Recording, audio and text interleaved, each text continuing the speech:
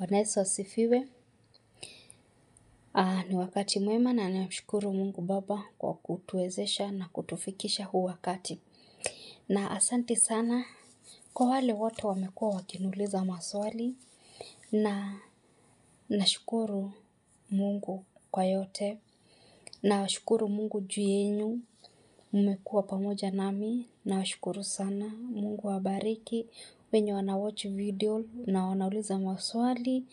Mungu awabariki, na pia usikose kushare na mtu mwingine na ili pia abarikiwe kama wewe. Asante sana. Na leo tunaongelelea mambo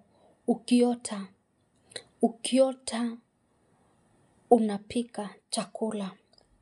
Ukiota unapika chakula ama unaandalia watu vyakula, machakula nyingi, unaona wewe ndio unapika. Ukiona wewe ndio unapikia wageni, unapikia watu, na watu ni wengi sana. Hiyo ni tafsiri ya kifo chako. Ukiota unapika chakula, hiyo ni tafsiri ya kifo chako. Ukiota unanunua vyakula unanunua kwa ajili ya wageni watakuja.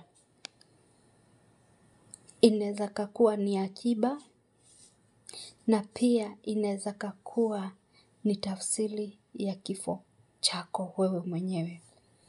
Juu hauoni ni kwa nini unawaitia chakula, haujui ni kwa nini unapika. Haswa hiyo tokeo inakujanga sana sana senye mtu ako ina depression, ama ako na stress zingine za vitu zenye haongei, ama ni mgonjwa, ama pia yani amefika mahali anasikia anaweza jiua. Sasa akiona kitu kama hiyo, niombe Mungu sana. Juu si vyema kujiua kama wakati wako hujafika. Ni vyema uongee na mtu, na nashukuru sana kwenye wamekuwa wakiniuliza maswali. Juu unapata mtu hata anaota ndoto inampea stress, juu anashindwa kuielewa. Na tukiomba Mwenyezi Mungu, na ninajaribu mahali ninaelewa, ananiambia ni ukweli, imekuwa hivi na hivi. Na kila kitu tukimweka Roho Mtakatifu atuongoze, kila kitu inakuanga shabamba. Kwa hivyo usikuwe mtu wa kuogopa kuuliza swali. Usipewe stress na ndoto. Mimi najua ndoto inaweza kukupea stress, juu nishawahi kuwa in that situation, na sikuwa naelewa vile jipapanulie hii ndoto. Ilikuwa inabidi niende niulize mtu. Na ile kuuliza nikaona nasumbua huyo mtu sana. Juu kila wakati mimi ni ule mtu msumbufu, nataka kujua inasema nini. Nikiona hii nataka nielewe inasema nini. Nikaona pia nasumbua huyo mtu. Ndiyo hakatai kunirudisha, but nikasikia namsumbua. Na ndio nikaambia Mungu, nisaidie hata mimi nielewe, niweze kutafsiri ndoto zangu.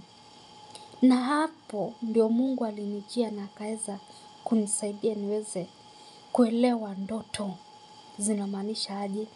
Hii inamaanisha nini? Ukiona hivi inamaanisha nini? Vile tu nakusaidia, na ninakwambia pia umuombe Mungu uweze kuelewa ndoto zako.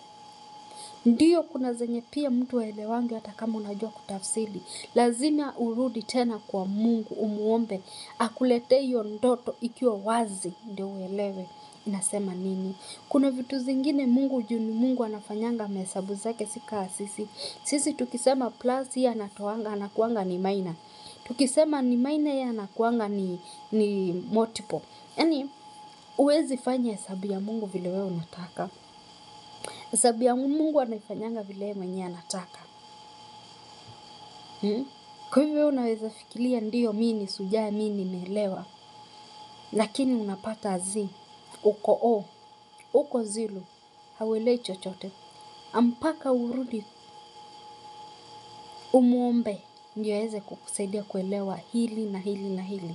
So Mungu akusaidie sana, na wewe kama umeota hiyo ndoto, ombe Mungu kabisa na umuombe Mwenyezi Mungu. Kama ni uko mgonjwa, Mungu akuponye katika jina la Yesu Kristo. Kama ni stress uko nazo, hakuna upishi utapika, hakuna watu utawaandalia vyakula waje wakule kwa ajili yako, wewe ufi, waambie Mungu wewe haufi na hutaitia watu chakula waje wakakule, unless waitie kwa harusi zako, mambo zako njema, lakini si za vifo. Mungu asikie ombi lako na naendelee kututetea, kutusaidia juu muovu anakimbishananga na sisi kila sana kila wakati. Kuwa na wakati mwema. Kwaheri.